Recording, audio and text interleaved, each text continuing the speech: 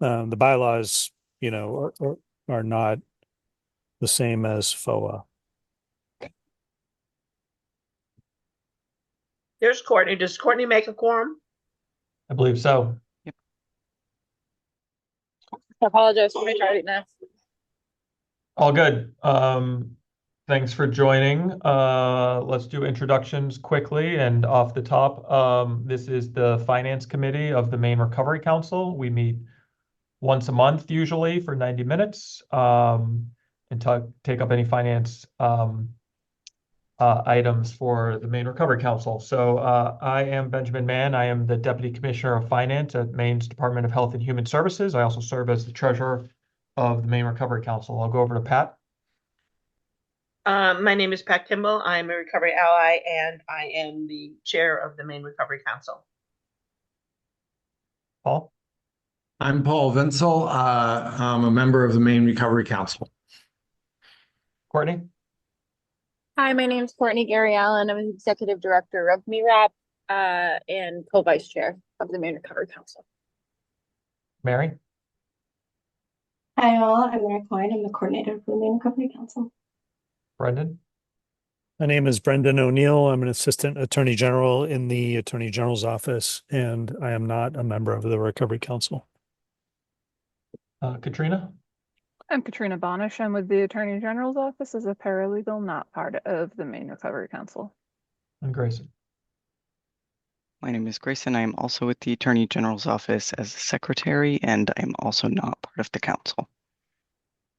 Great. Thanks so much for that. I'll plug in the link to the agenda. If folks want to follow along, I will let you know up front that I don't plan on going in the order that the agenda says.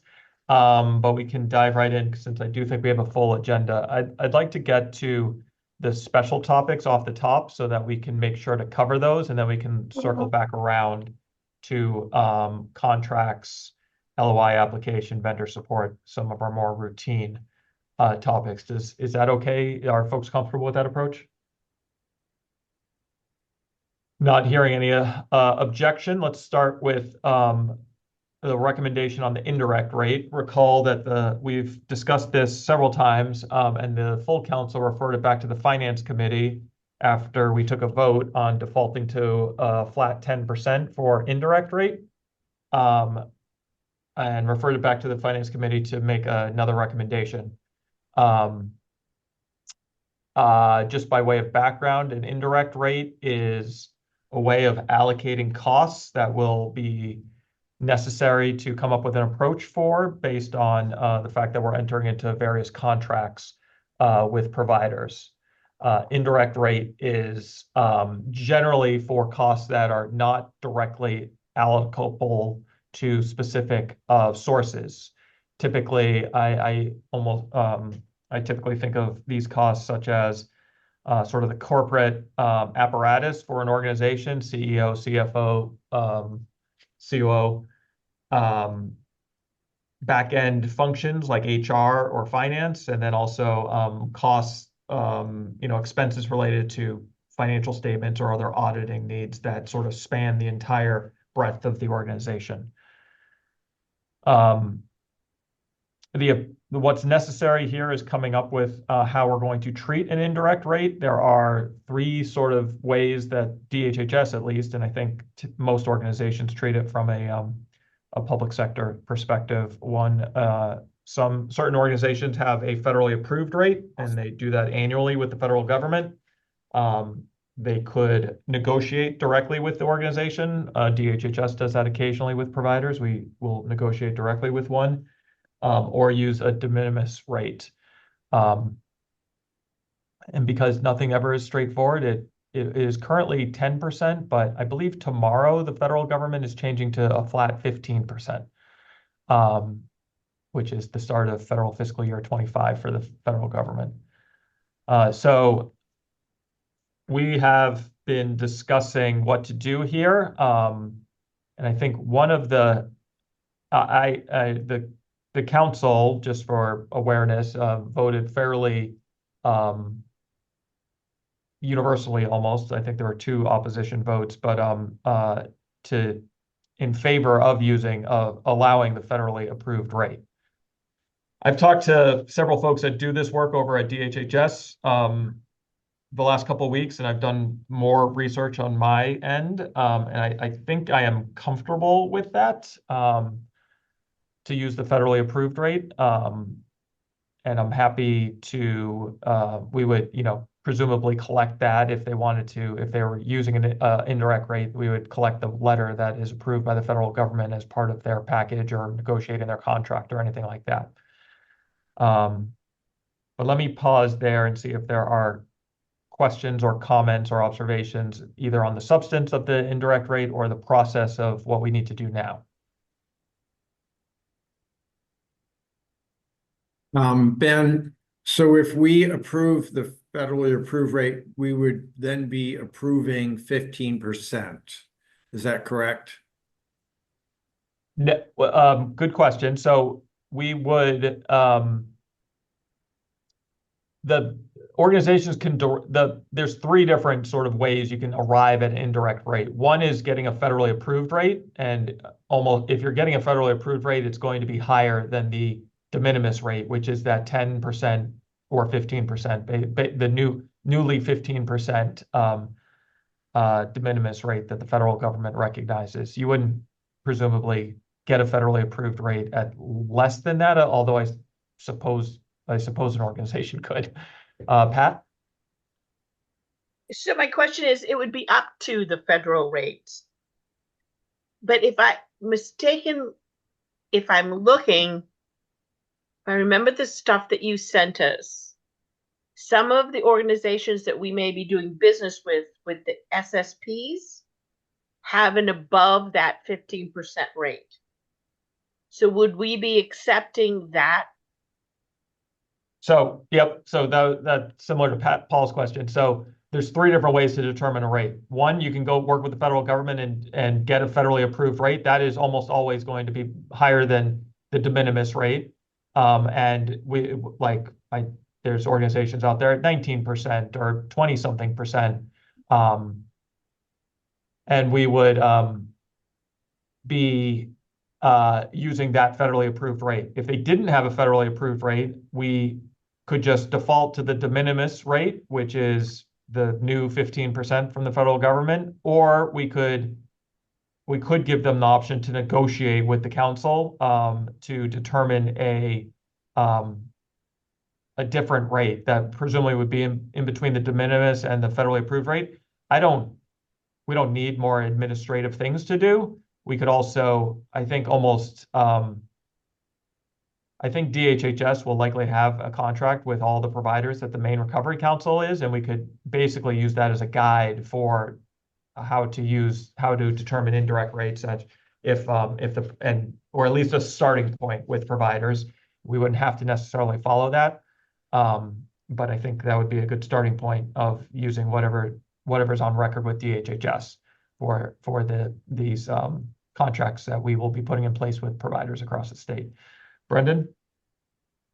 So Ben, on that last point, for simplicity, because I'm sort of hip deep in the contracting work, it sounds like essentially I could ask somebody at DHHS to provide us with whether a given provider is charging or able to charge an indirect rate and what that rate is. And in some cases, that rate could be a federally negotiated rate, which is, higher than de minimis. It could be a federal de minimis rate, which is about to be 15%. Or it could be a third option, which could be neither of those, and it might even be zero. And essentially, my work would be to say, or the council's work would be to essentially say, we're not going to look into, we're not going to look under the cover or under the hood of what your indirect rate is. Just tell us, we're just going to ask DHHS what de minimis rate is already being allowed. I'm sorry, what indirect rate is already being allowed for a provider if they have a state contract. There are, like with the Peter Alfond Foundation, some that what we may come across some that do not have a state contract. Yep, I think that's all correct. I agree with what you just said there. I bet you Peter Alfon has a federally approved rate. I'm just guessing though. That's a good point. Yeah. I know one aspect of here, and I'll get to the hands in a second. I know, but this might be one of the questions. I know one of the issues that we were trying to work around was there's a stipulation in the settlement using settlement dollars of no more than 15% used for admin. I do think we can treat, and Brendan, I'd be curious about and defer to you on this topic, but I think we could treat any indirect rate as part of the cost of delivering services and would not be considered quote unquote admin. And I think would be an appropriate treatment of such. That's sort of, you can't run an organization without leadership, and the indirect rate is basically supporting leadership and other functions for the delivery of those services. But let me go to Courtney. Thanks, Ben. So I disagree with this on principle, but setting that aside, I think to just make this simple and to move this ball down the road, what about if we just make a recommendation to the Maine Recovery Council, the full council, to accept indirect rates from organizations that have them, and then for organizations that don't have them, they can have up to 15% of their budget as an indirect rate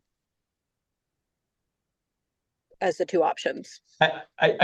I guess I would just do a friendly amendment on that second piece, because this is all basically just accounting on the back end. For example, I meant to do this in the beginning. The syringe service providers are a good example of this, because some of them have federally approved rates, some of them have negotiated rates with DHHS, some of them have used the de minimis rate, and some of them don't use an indirect rate at all.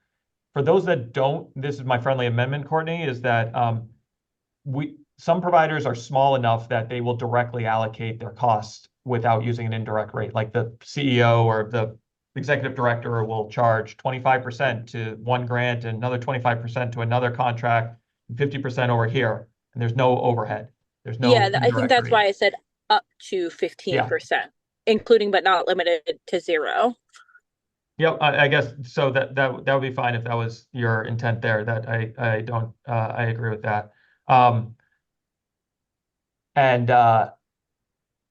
For example, also using insurance service providers as an example, this doesn't change any of the amount of funding that we're giving them, right? Like I think somebody will correct me if I'm wrong, but I think they're going to develop very simple budgets to support the $75,000 annual contract that they're working under. And some of them will take that indirect rate off the top of the 75%, and some will directly allocate all of their costs to that 75% or tell us what they're planning on spending it on. It's just how they are sort of chunking out the funding that they're getting. And we could treat the contracts and applications the same way. We might make, we would have to, well, it's a little harder when we receive contracts, because they might be increasing the value a little bit more, but we have the final determination on how much money that we would provide a grant or contract for, and could reduce it if we saw it appropriate, and that might be related to an indirect rate, or it might be related to something else completely. But Paul, you've had your hand up for a while.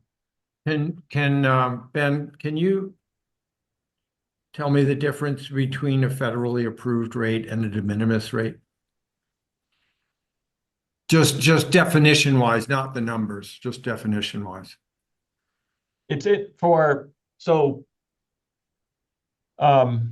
This is like kind of a black hole of accounting stuff. You could go really deep on this stuff, but like the way that federally approved rates are, indirect rates, the denominator is really important. It depends on what you're comparing the indirect rate to. Some organizations will take their total salaries of how they're allocating. So maybe they're head of HR, they have an executive director, CFO, a finance assistant, and a couple other people. They'll just take all of their salaries, and the indirect rate is applicable to the total salaries of that unallocated pool of resources. So that denominator might be a little lower and which would increase, which would make their indirect rate a little higher. You could also go to total direct costs. So you could add in, if you didn't feel like, I mean, I think in theory they could add in all of their rent and utilities, that they weren't going to allocate those out directly. So it would be Ben, sort of a I'm sorry. bigger. What I really mean is I don't know what you mean by de minimis. What does de minimis mean? It's just sort of a default. Default. And what's the difference between having a default rate and a federally approved rate? There's a specific sort of the details I was just going through. They would have to go through those details and show exactly how they're calculating their indirect rate for a federally approved rate, of like what their total salaries are and other costs, other unallocated costs that they're putting in there to arrive at the 23.9% indirect rate. And if they don't want to do that, they could just say, look, we're not allocating all of our costs. We know that because the executive director sort of sits over our entire organization, and we're gonna use the de minimis rate of 15% and call it good. And it's just sort of it's a more streamlined, less provider or organization specific approach.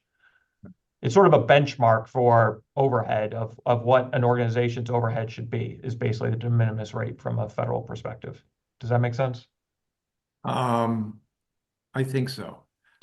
Paul, Ben, could I try to put it in non-accountant language? I'm just an ER doctor. The federal indirect rate, Paul, is a number that's negotiated with the federal government. It could be hypothetically as high as 40% if you happen to be a college. They're very high at colleges. Versus my little organization doesn't have the capacity to do that negotiation with the federal government, so they just set us at 15%. Okay. If you don't negotiate with the federal government to prove your costs, then you get 15%. Okay. And if you don't have a federally approved rate, you could negotiate with DHHS. You could negotiate with whoever's giving you the money. Is that correct? Yes. Okay.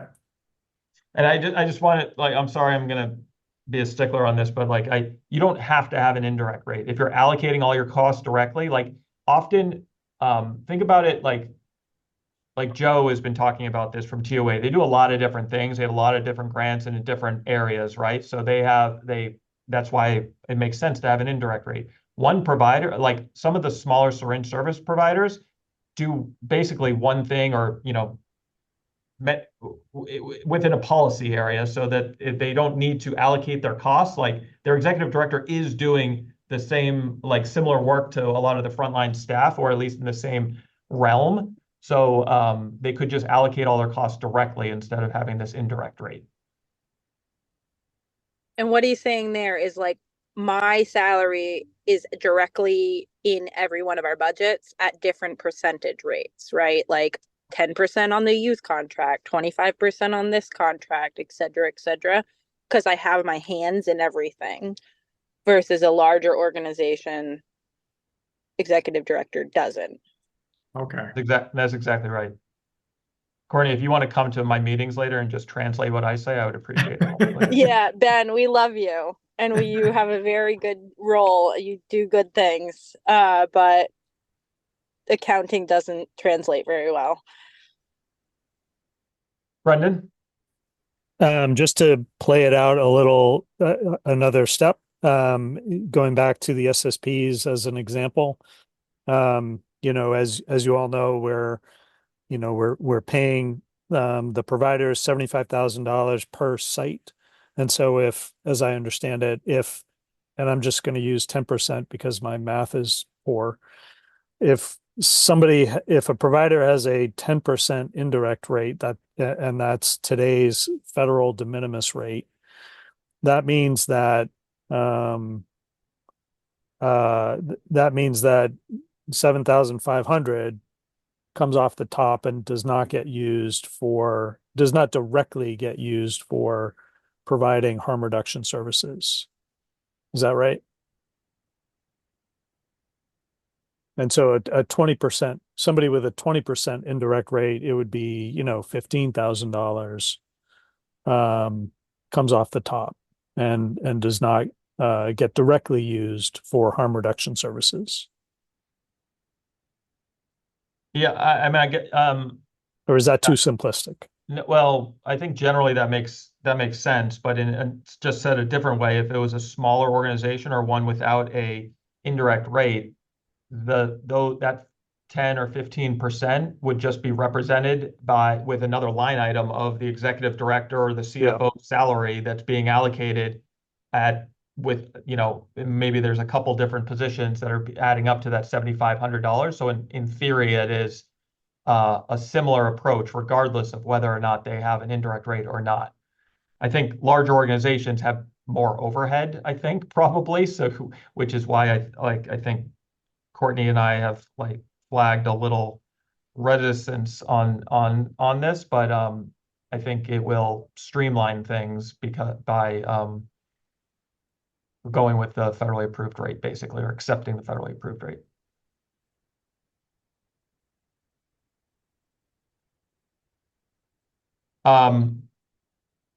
Other questions?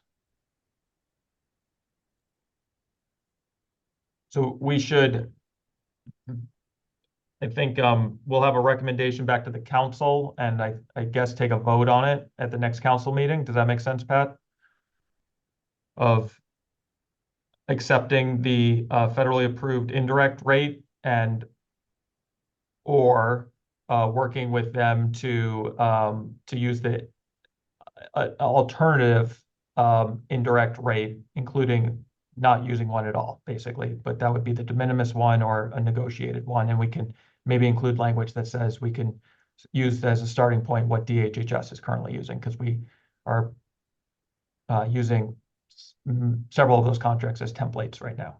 Yeah, and I think that recommendation really fit with what I was hearing from the council, that they didn't want to be closed. They didn't want to close anybody off. This sort of gave everybody a fair opportunity to be able to be a part of that, whether you were very small or very large organization.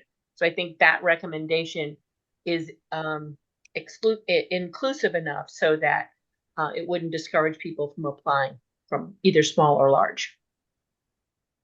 Well, So I'm gonna write these down for the notes. So we're gonna recommend to the MRC that they accept the federally approved indirect rate or the de minimis rate, or they negotiate a separate rate. Is that correct? Do we need to negotiate a separate rate, Ben? I just feel like it's so complicated. yeah, I don't really want to get into negotiations here or encourage providers to do that, but I mean, I know I included that, Paul. So, but I would, yeah. What about just using if the provider brings it forward, they would use the federally approved indirect rate. Otherwise, they can use a de minimis rate, or they might not need an indirect rate, and will use DHHS contracts as a starting point for what to base their indirect rate off of.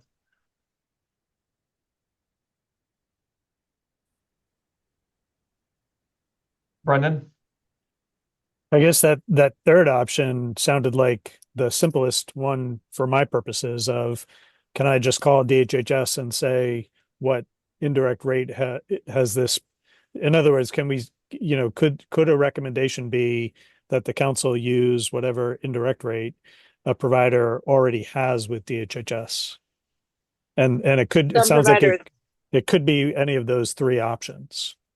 To the extent that DHHS has already agreed to a de minimis, an indirect rate, it could be any of those three options, and let's just piggyback on what DHHS has agreed to. I think so. I think the council is just going to want some reassurance that we're allowing the federally approved rate if there is one. What about orgs that don't have contracts with the state? We may run into that. I mean, we already have, so we can just follow up directly with the provider, obviously, and figure out if they are have an indirect rate and how they want to apply it. So that's why I was just saying, as a starting point, I don't want to talk about TOA without them here, but like I think their federally approved rate is below the new de minimis rate of what's coming out soon. So like that's a whole another, and we have, DHHS, we need to do rulemaking to update what we're accepting. So it's going to be months before that will be effective. So we'll have to work up through this.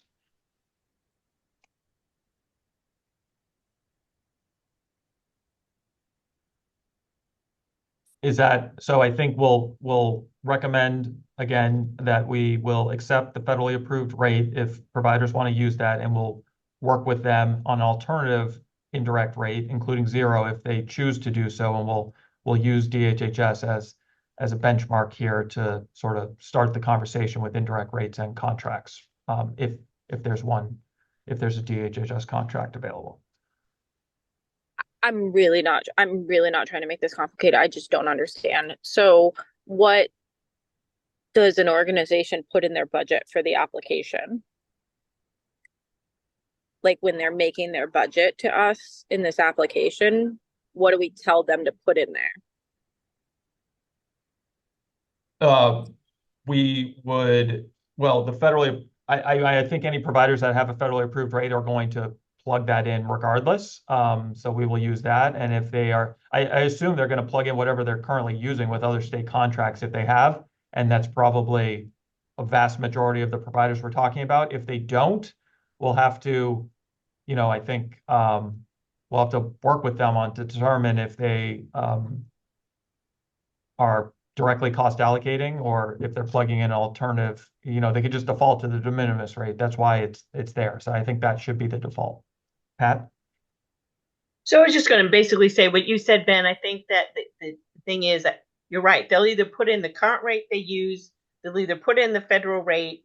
And again, if they happen to be one of those organizations that we're going to sign a contract with, if we think that is too high a rate, we can look at that and say that needs to be adjusted for the budget. I don't think it's going to make that much of a difference in grant proposals.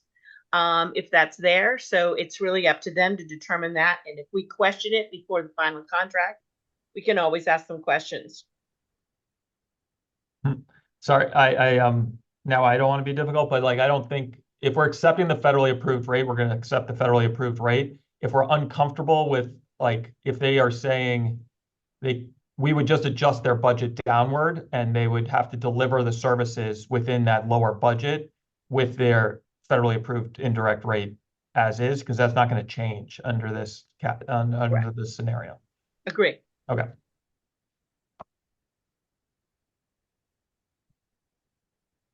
Maybe we should have started with a different, easier topic off the top here, but any other discussion? Okay. So we'll bring that up for the next council meeting. And hopefully resolve that. I think that we'll circle back around when we talk about pending contracts, because I think there's an intersection there right now. But let's go. Another agenda topic that we were asked to dig into and unpack a little bit is the set aside funding for syringe service providers. I can share my screen.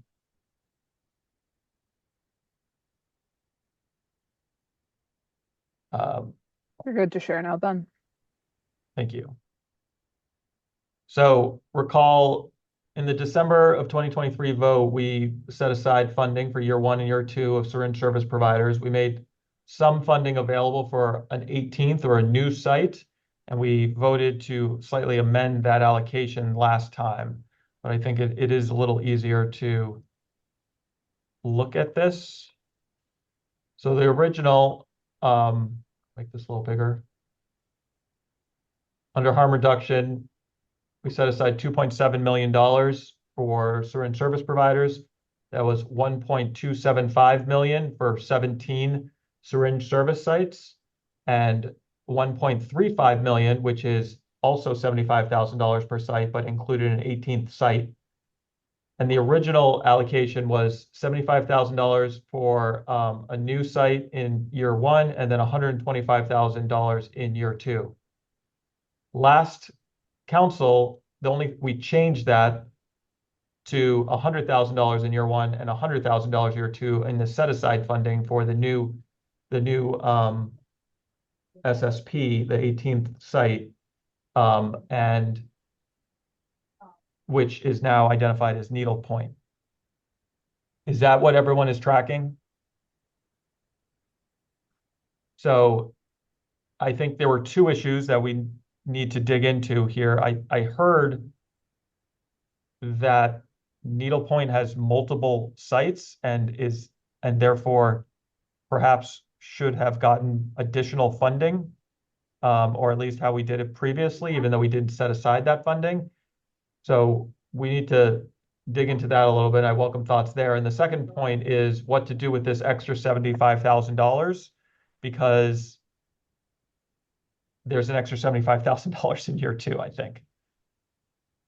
Ben, can I can I share a version of, can I share my screen, I guess, to look at it in a way that my mind works, I guess. Sure. I don't know if I can share my screen. Here it is. You're good to go. Thank you. Here.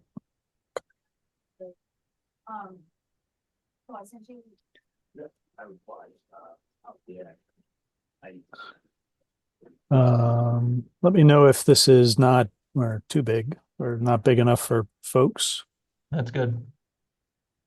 This is how I think about it. And it was important for me to put this up because for two reasons. One is my total math, the total math comes out a little differently for me, and it could be I'm doing it wrong. I don't think that changes the council's intent because these numbers are all the same. And here, here's the 100 grand to the startup SSP, which is Needlepoint. And so the impact on Needlepoint is here in these cells. So you can see year one Needlepoint gets 100,000, year two Needlepoint gets 100,000. And in addition, as I understand it, there's the year two 75,000. And I guess that's the question. Does that also go to Needlepoint, or does that go to a 19th? So this is how, with apologies, this is how I think about it. And this would be part of the SSP's contract.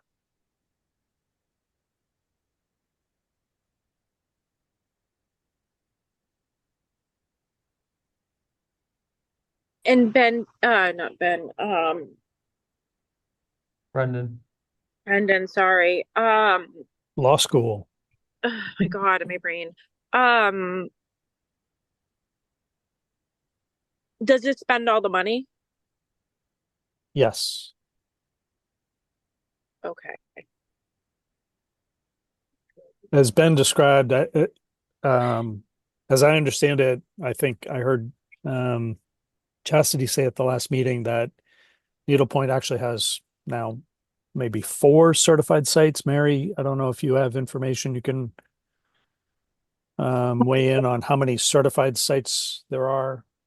I do believe there are 4 certified. I'm not under the impression all 4 are operational. I see.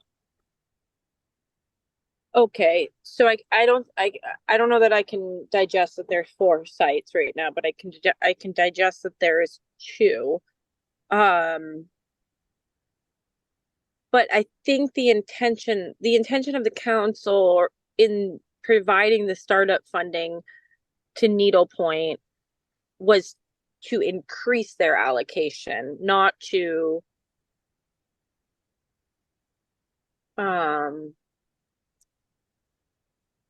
I guess what I'm trying to say is that even if they have 2 sites and they were getting the same amount as the other locations, they would be getting $150,000 per site, and they're actually getting less than $150,000 per site. They're getting $25,000 less than the other people that are have 2 sites.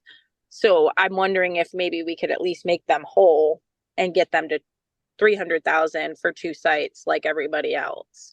If not, go back to the intention of actually giving them more money than the other sites because of the HIV crisis.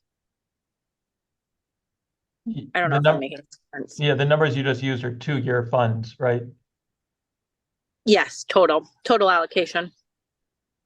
Do you see what I mean? Like they're not getting 300,000 like everybody else that has 2 sites. They're only getting 275, which is less than everybody else when really our intention was to give them extra money, not less money. Well, I mean, well, again, I'm sorry to quibble. All of this is extra money to the providers, but they are getting relatively less extra money from what the other providers are getting. I think we officially voted on the 200,000 for them too. So that extra 75,000 is sort of floating out there that would need a vote, I think. And I didn't total up these numbers, but it does look like the total funding amount does not total to the actual amounts, the sub allocations, which is why it's a little off, I think. Pat? So simply put, I want Sanctuary to get their fair share. But again, I think then I'm agreeing with you. I'm not comfortable with allocating them any more money. If that has to go to a vote to the council, we can't approve for them to get more. I want them to get their share, and I guess that's what we have to figure out is what is their share, and it has to be within the allocation that we approved of. And if it's more, then I think it has to go to vote. But I'd also like the clarification that, there's people saying there's 4 sites, there's 2 sites. Exactly how many sites does Needle Point Sanctuary have that are up and operational? Yeah, I mean, this is seems like a very there's an unintended consequence because when we voted on this funding, we didn't contemplate a provider operating multiple sites. So there's that, and we sort of just have to unwind this. And I think it's it's pretty it's just more complicated than we originally thought here. I will admit I wasn't at the December vote, and I don't know, it was a while ago already, but we also didn't allocate in increments of 75,000. With the original funding, was 100,000. Well, I guess it was 75,000 in year 1 and 125,000 year 2. Because I think the original, Brendan, we can see everything that you bring up on you're sharing your screen, not the document, just so you know. Yeah, this is the vote from December. Yeah. But I think the original sort of seed money that was provided to syringe service providers, Courtney, you might probably know this better than I, but I think it was $50,000. So I think that there might be some parallelism there with the amount of funding that was provided in the set aside, because DHHS had previously provided $50,000 to help providers get off the ground. But I'm literally guessing here.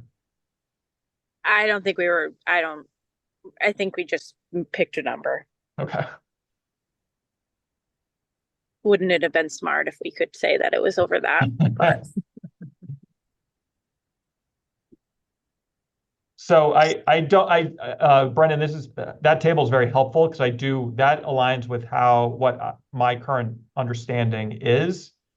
And I guess, do we need to do some more research on if they have 4 sites, is our intent to give them, I mean, that would be $600,000. I don't know. I don't think that was the original intent, but other people might think that was the original intent, to just pay based on. My question is that if they have 4 sites and they were up and running, how come they weren't in the original count that we determined? When we set it out, we knew who were certified sites and the number. And all of a sudden are these new sites? Are they sites that yes, they just got certified. They got certified after December, Pat. So they're a new site. So in that, Brendan, I couldn't read it. It was too small. But in that motion, did we talk about new sites? and what we would give new sites We set aside $200,000 for new sites for new and sites. an extra $75,000 in year two, Okay. with us not understanding that there would be 4 new sites and probably more pending somewhere along the way. But I think that we should, like, if they're not, I don't think that they're like 4 sites are not operating right now, which is what we've talked about as being the baseline. I Yep. think we just need to focus on these 2 sites that are operating right now. And Okay. my request to the council would to make the money that we are giving to Needlepoint whole in comparison to everybody else, which would require us to give to allocate $25,000 more on top of the funding that we allocated, so that Needlepoint would be getting $75,000 per site for 2 years each. For two sites. For For two 2 sites. sites. Yes. So they're at baseline with everybody else. They're not getting extra money. They're just, well, it's all extra money. But they're at baseline with everybody else. I have another observation of what happened here, but Paul, go for it. I think Mary was before me, so I'm gonna Oh, let Mary talk Sorry, first. Mary.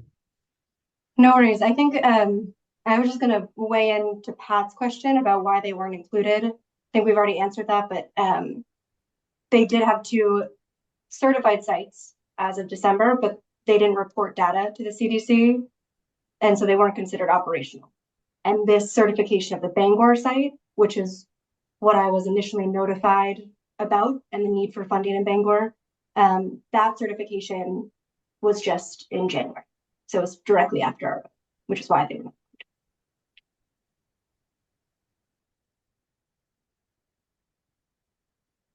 Paul, thank you, Mary. So I think when we took the vote in December, and I did abstain from it because Spurwink has a needle syringe service program. But I don't think we really had any plan for new sites beyond the 18th site. And so I think I don't think we should feel obligated to provide new funding for every new site that's come up since December. If we wanted to do what Courtney says, I have no objection at all to that.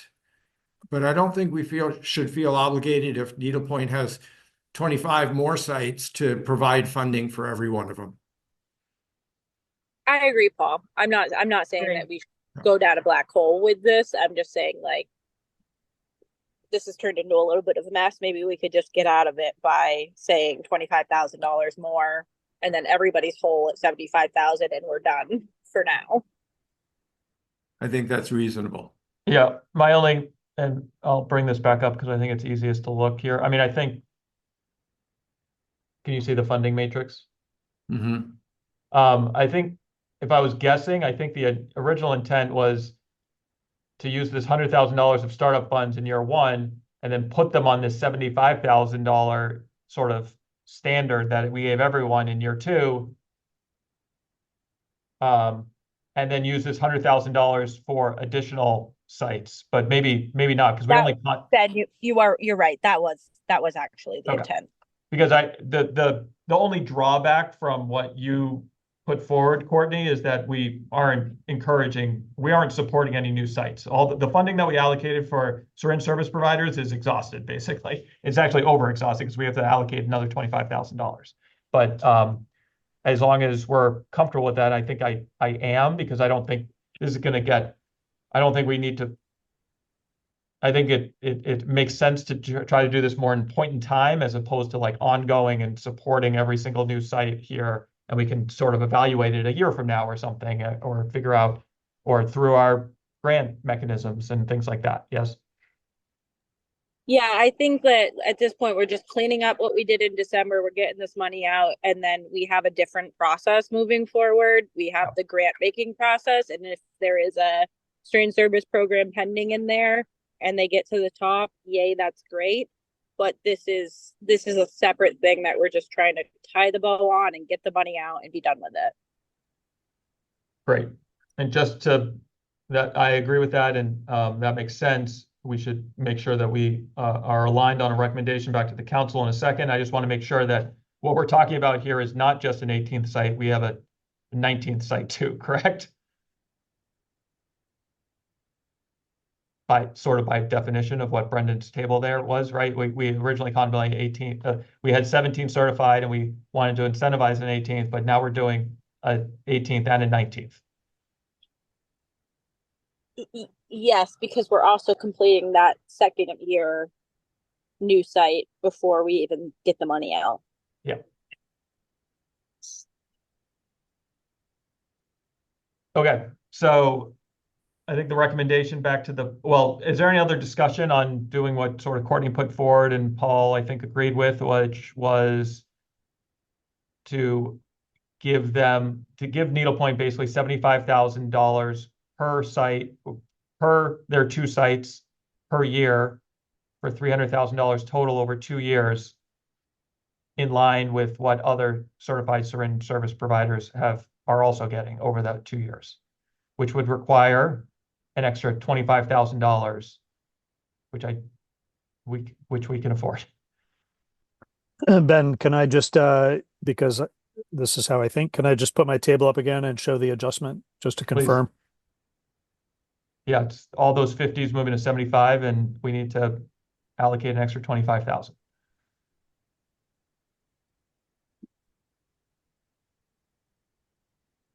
Is that what you have in mind?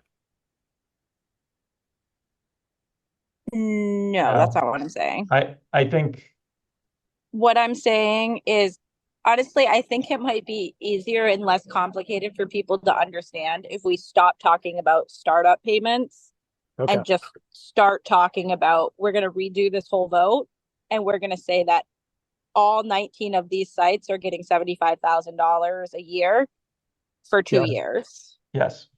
Got it. And we're going to delete those other 2 columns completely. Oh, that looks nice. And then what we need from the council is an additional $25,000 to make this plan work. Correct.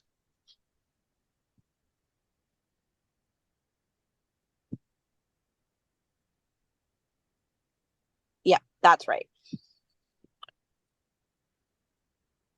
Thank you. You're welcome. Okay.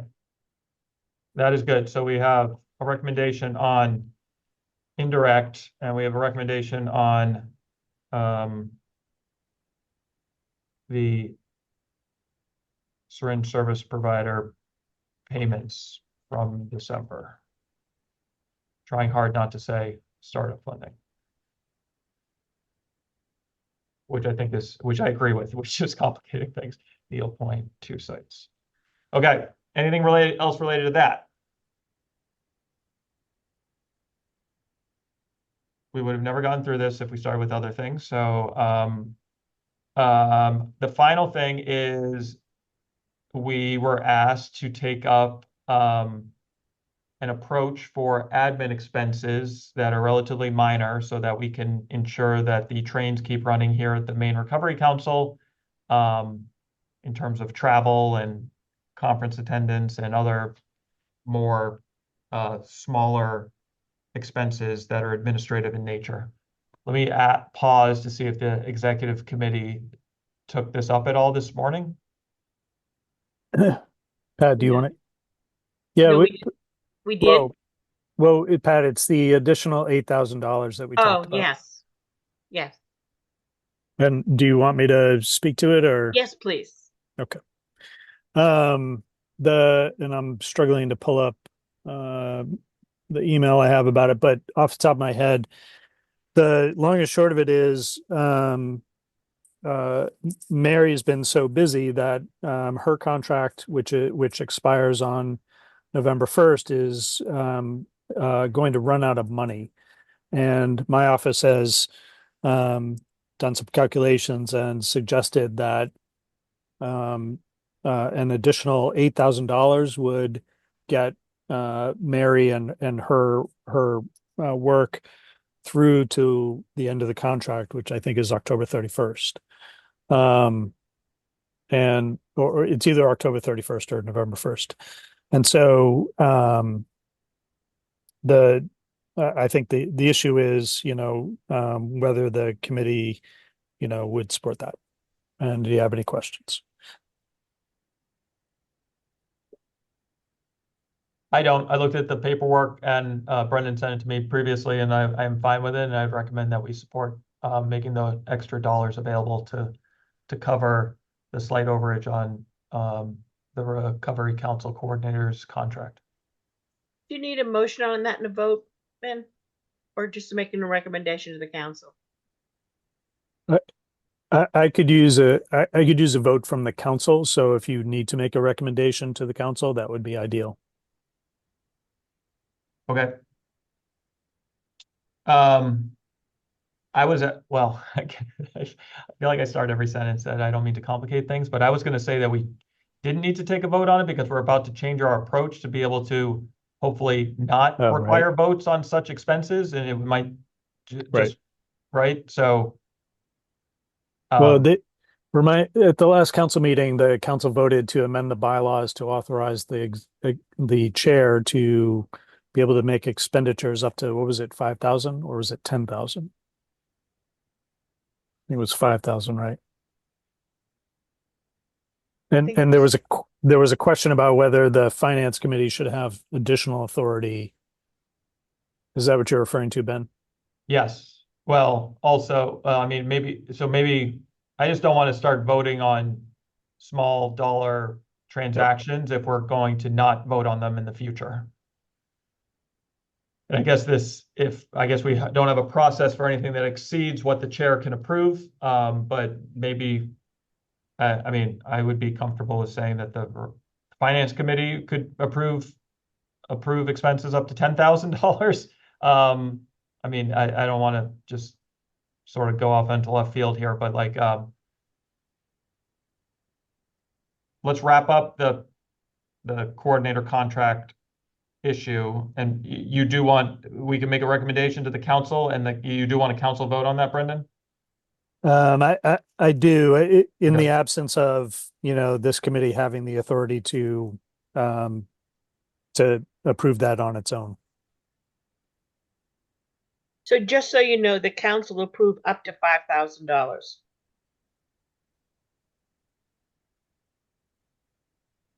At the last meeting. For the chair. Yeah.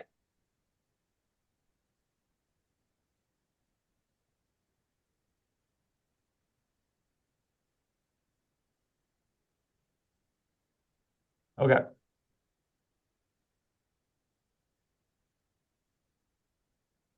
And this is in excess of that, so and recommendation here is that we'll just tee this up for a vote at the next council meeting.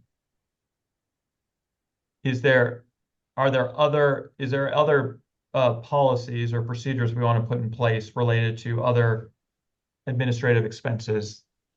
I guess it would be like the finance committee being able to do things separately. And I just we need to notice I just don't think the finance committee is any more nimble than the council, because we have to notice and have 2 weeks of noticing time and everything. So it doesn't really get us much, I don't think. So I'm going to leave that where it is. We can come back to it in the future. I'm sure it'll come up like tomorrow.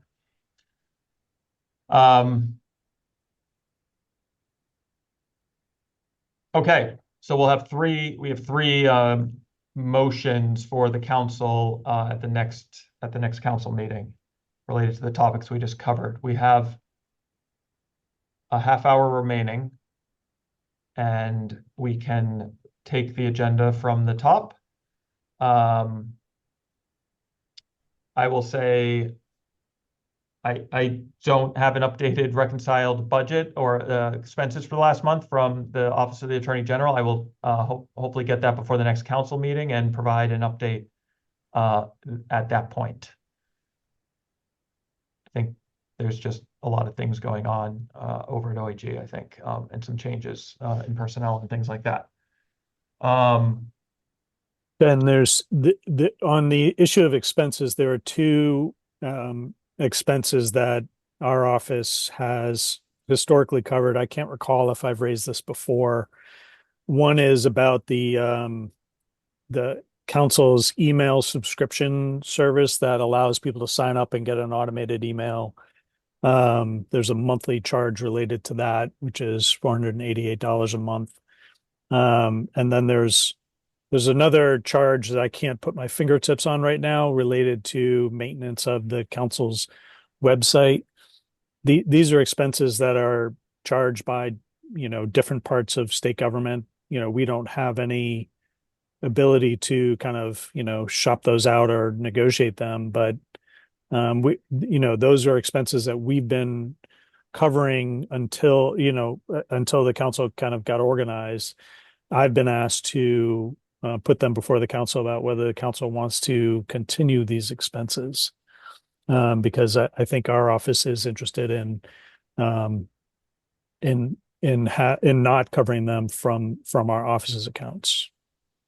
I apologize. I don't have a dollar amount for you about the website. I could try to look for it during this meeting and bring it up at a later time.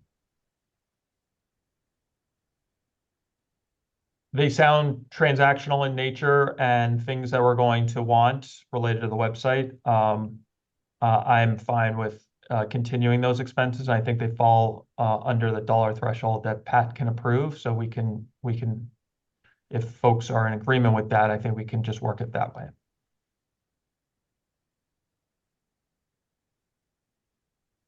Works for me. So those are approved.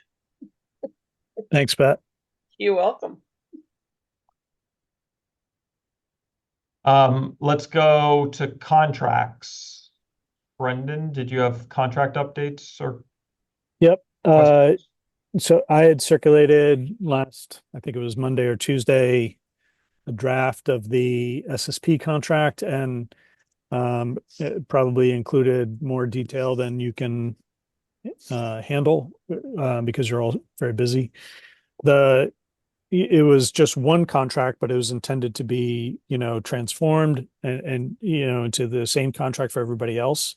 So there would be, I guess, now 10 contracts with uniform provisions. And I started with the Maine CDC contract as a starting point and circulated to you all my revisions. So I think there's at least two things, and I'm going to ask Mary to remind me of things that I may not recall. One thing is, if you have any suggestions or edits or concerns, I've received one so far. Please send them to me because Mary is helping me by setting up a meeting with the providers tomorrow afternoon, ideally, to hear their, reactions or input to the contracts. I my hope is that their reactions are, this is fine because the intent is do the same things you're doing for the Maine CDC, but do a broader swath of it, have a broader use of the funds, do whatever you need to do to remain operational. I don't quite put it in those terms, but generally flexible funds to keep operational and do the same things you're doing for the Maine CDC. So that meeting is ideally happening tomorrow. We'll talk about the indirect rate. We'll talk about the uses of the funds. For reporting, I'm just asking them to provide to us the reporting that they provide to the Maine CDC, and regarding the council's funds, use the same reporting forms that they use for the Maine CDC. Hopefully that will work for them. Hopefully that will work for the council. The second issue is one of the providers, Mary, tell me if I'm mistaken here, is interested in using their recovery council funds to repay a loan to purchase a building.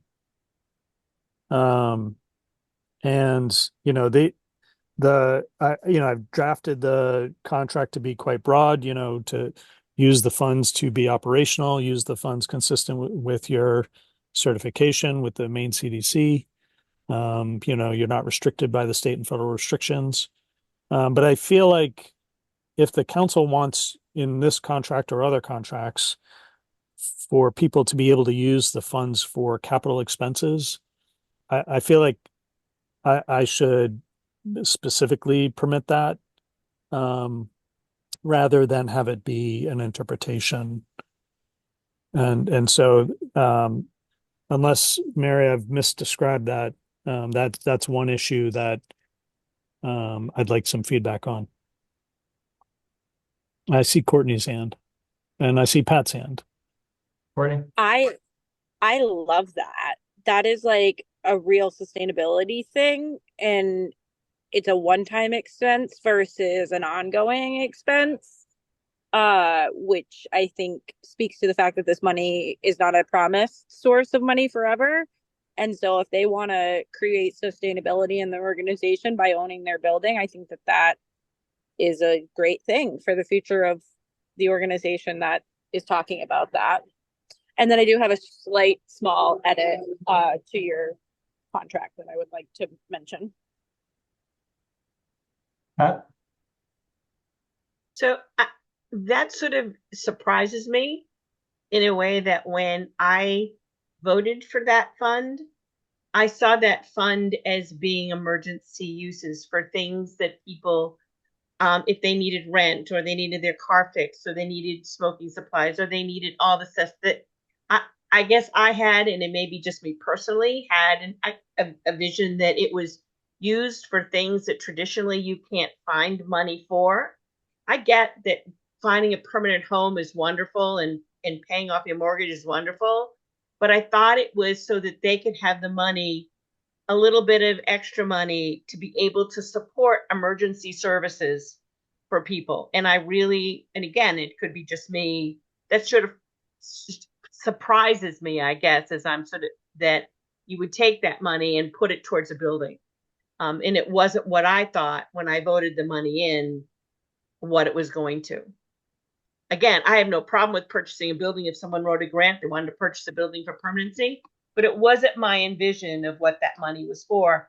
The money I thought was for flex dollars for emergencies for people and to help support. But that's just one person's opinion. Thank you for letting me say it.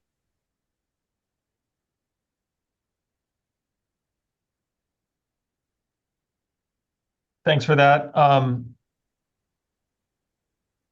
The point that I was going to make is, and actually is reminding me of contracts that I did when I worked at Housing and Urban Development, is as long as we have a pretty comprehensive overview of what the allowable uses are for, I guess I would defer to you, Brendan, on whether or not you want to include language specific for capital purposes, but I think I don't think the contracts require such specificity on the uses side, as long as we have outlined the allowable uses in the contract and they're standard.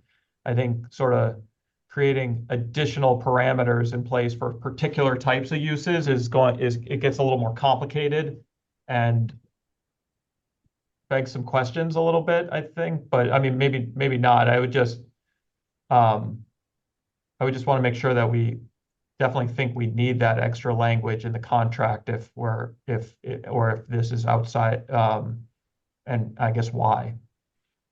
Yeah, Ben, I'm happy to look at that. And I'm thinking about, is a building different from a car, or a van or something like that? Is paying rent different from buying a building, for, the language in the contract? And I can look at other, without slowing anything down, other contracts that, involve the purchase of real estate. The one provision that sort of takes care of one concern. One concern is, if they buy a building and then they go out of existence as a nonprofit, what happens to that asset?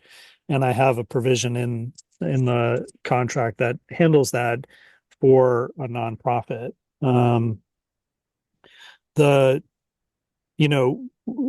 one concern I have is less about what I agree that I don't want to get into a whole lot of specificity about, a particular asset, because that will get complicated, and I'm not sure the council has the ability to oversee that. However, if the council doesn't want money spent on a particular thing, I would want to know that so that that can be, particularly identified.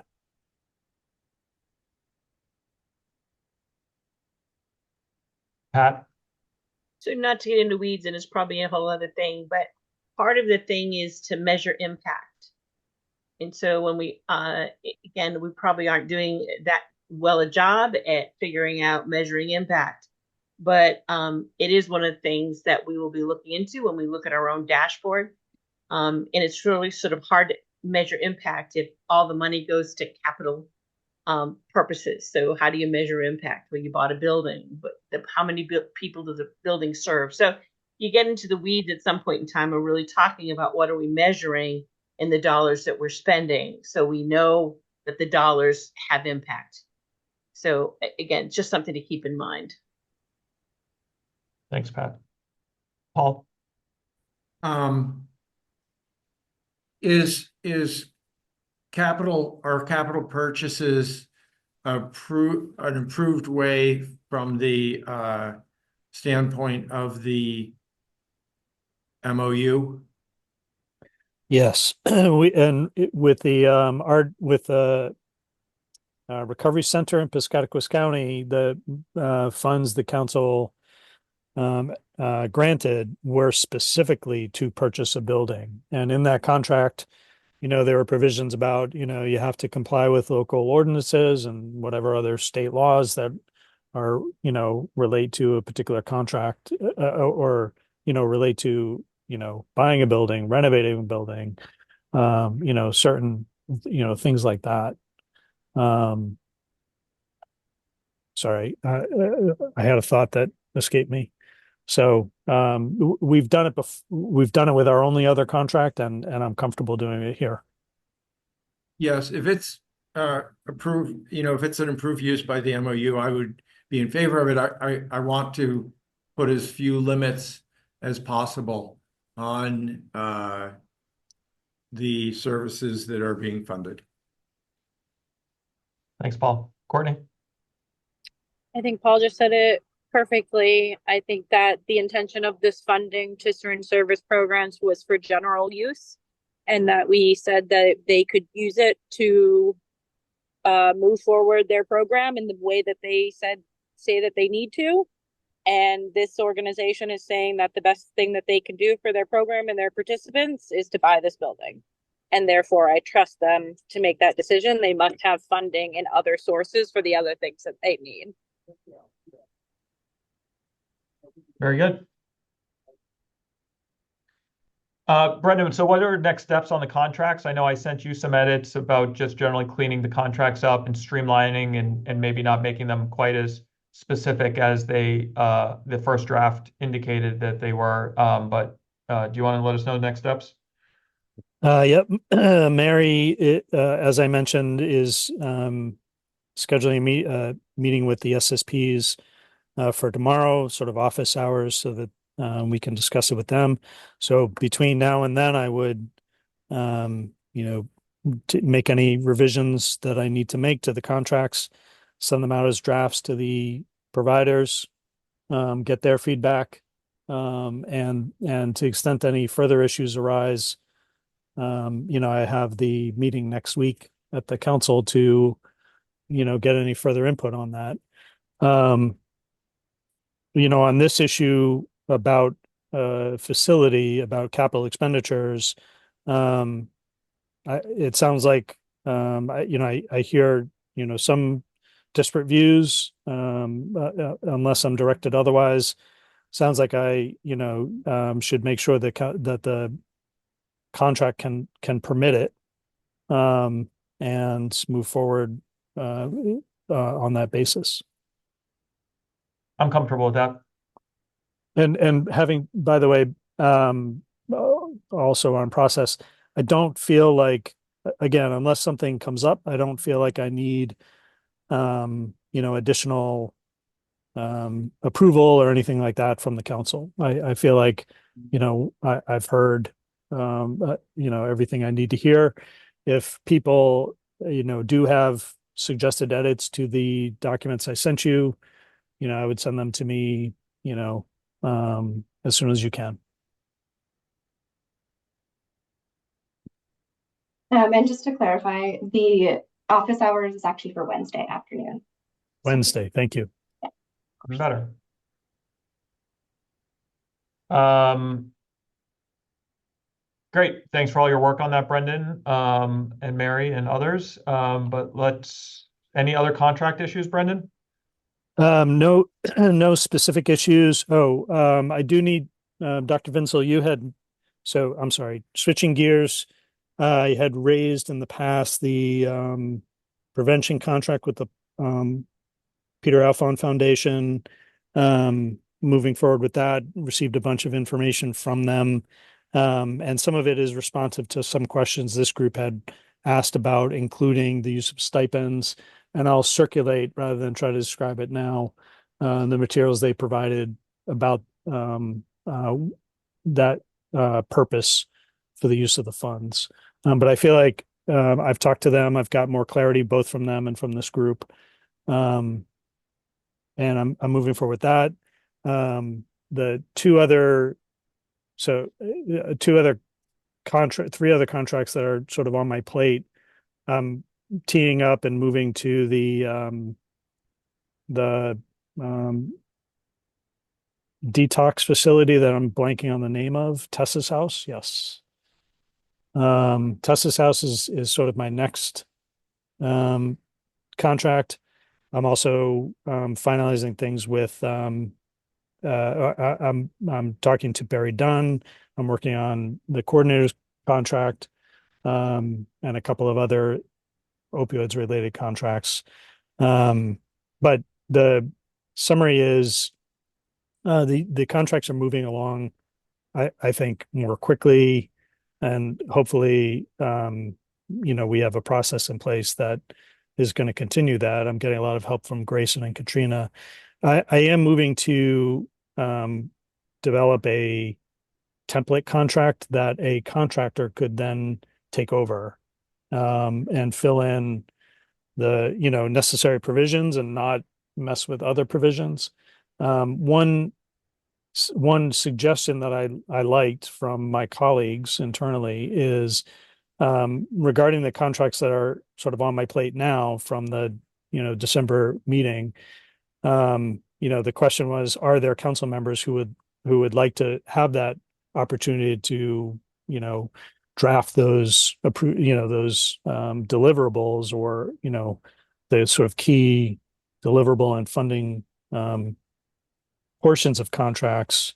For example, I was going to check in with Gordon about Tessa's house. I was going to, check in with one or two others, as a way of, helping to move things forward. So that's something I was going to reach out to council members about. Sounds good. Questions there? Mary, we only have 10 minutes. I apologize, but what are your top items that you wanted to discuss here? No worries. I actually think all of my questions or topics have been discussed already. Regarding the grant application, there isn't any guidance I need from the finance committee right now. Again, as questions come up regarding the grant that, flag questions for me, or I don't have clarity about, I will direct those to the committee as needed, or bring those to the full council. But I believe right now I'm all set. Unless Brendan, I'm missing something. But most of the work Brendan has covered. Great. Do we have a grant management contract going out? Oh, thank you. Yeah, so I sent out on Friday, I believe, a draft RFP for a grant management contractor. My hope, and I know we've discussed this at a couple past council meetings and also with this committee before, but my hope is to have that RFP voted on at the October 10th meeting so that we can go through the process of publishing that and then, having it open for 6 weeks or the amount of time the council feels is appropriate. So if there are any edits or you all have comments, questions, it would be helpful to discuss those now. If you'd like, I can pull up the RFP for us to go over.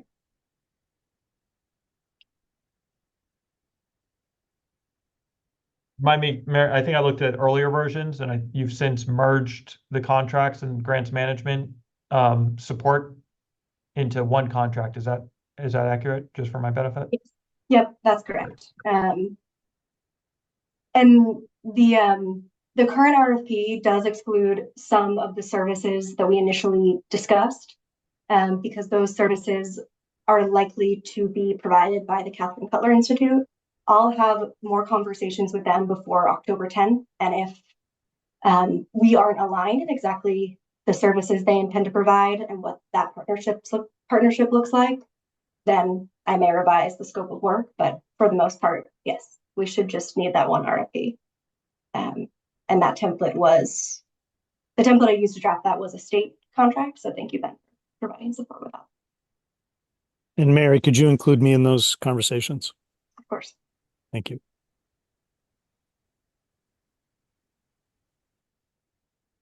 Any comments or questions about the RFP for vendor support? I think we'll likely have another opportunity to weigh in probably before it hits the street, but let Mary know if you do have thoughts, and we can share that update with the full council next week as well. Any other topics in general?